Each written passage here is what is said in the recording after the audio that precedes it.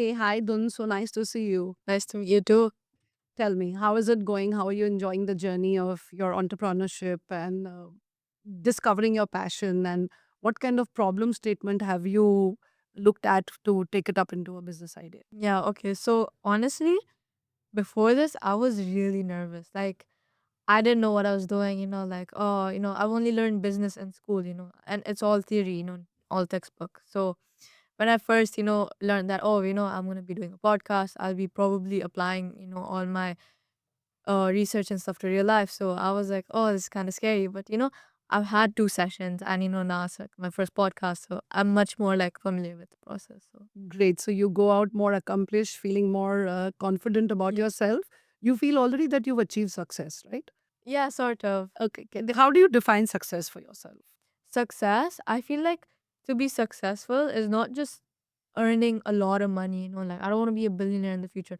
I want to achieve my goals, I want to be a good person. I want to, have enough money, not just for me to be independent, like financially independent, but to have enough money for, my loved ones, for, my community. Right. Yeah. So great. Is there anything else that you would like to speak about or you would like to ask me anything? Yeah, I'd like to ask you a couple of questions Okay, actually. great. Let's go on. Okay, so I heard you were a teacher, and you used to teach young people in classrooms, in Nigeria and India. So what's one like thing you've learned that, the younger generation really, has, but the older generation lacks, Any skills or any thoughts? So, yeah, I think I had a great journey moving across the globe. And each time, each experience taught me something different. Though I've been in the education for more than 2 decades and I have been training, I'm an educator, I still consider myself a learner because at every stage, every experience taught me so many things. Talking about the attitude, the way people function, the kind of things they bring to the table. I think the people who were, in the past, what you call as the older generation, they were more safe, they were more stable, they followed processes, they followed hierarchy. They had a very, kind of a fixed way of doing things, and they were happy with those steps. And now generation is, which is in a way good because they are experimenting. Now people are not scared of taking risks. They are trying new things. Maybe the generation today will be taking up jobs which we've not even heard of till now, but they're okay to learn the skills and to take up those jobs. So what I feel is the curiosity, the experimentation. Now the Gen Z, what we call them, they don't just take things lying down. They want to know why. They are curious. They want to know why this is happening. So I think that makes a lot of difference where learning is concerned. Of course, you can't say that which generation is better than the other because they are always working hand in hand.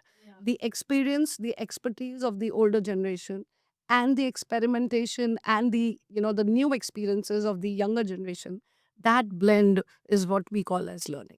Yeah, that's beautiful. Yeah, because we never stop learning. Yeah. Right, true. Yeah.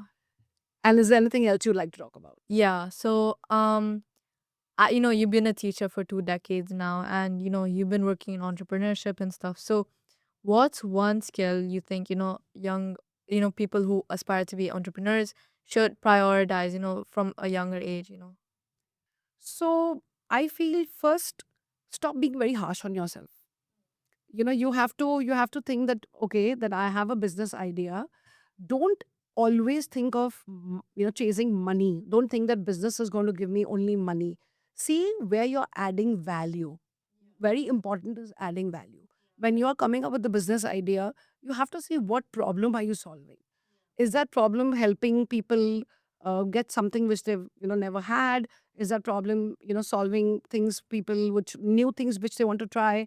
So what your business as an entrepreneur, what are you offering them? How much value it's adding in their life?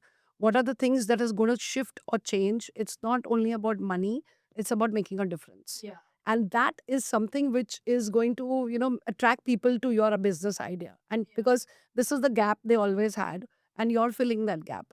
Another thing I think you should be doing as an entrepreneur is being flexible. You really need to adapt and pivot. If this idea is not working, I need to reflect. I need to find out what's going wrong and I need to change. Yeah. I cannot be stuck that I'm going to do things only in this way. So, this way, again, when I'm bringing back the older generation and the new, The people probably in the past were a little rigid as to trying out new things. If this is not working, can I make a change and take something new? Maybe with you, more flexibility and more adaptability. Okay, this is not working. So, there are a lot of geopolitical situations happening around us. We start a new business, doesn't work, pivot, start something else, do something else, make this better, add some more value. You know how? So that experimentation shows when you are adapting, not that, okay, I started a new idea, it didn't work, let's wrap up.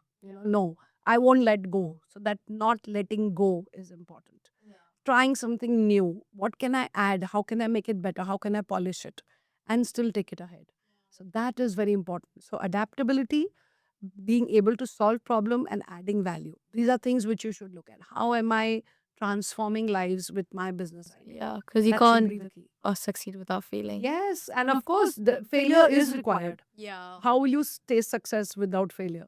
You will not be able to know the difference that where, and failure is going to probably keep you a little grounded and see things from everyone's perspective. Not that you are just giving them things which you want them to take. Do they really need it? That's important. So you will, kind of want yourself to stop, pause. Is this what people are looking at? Am I catering to needs of a particular target audience? So that is what I need as an entrepreneur. I need to, develop about myself. Yeah, that's So that should be beautiful. nice. Yeah.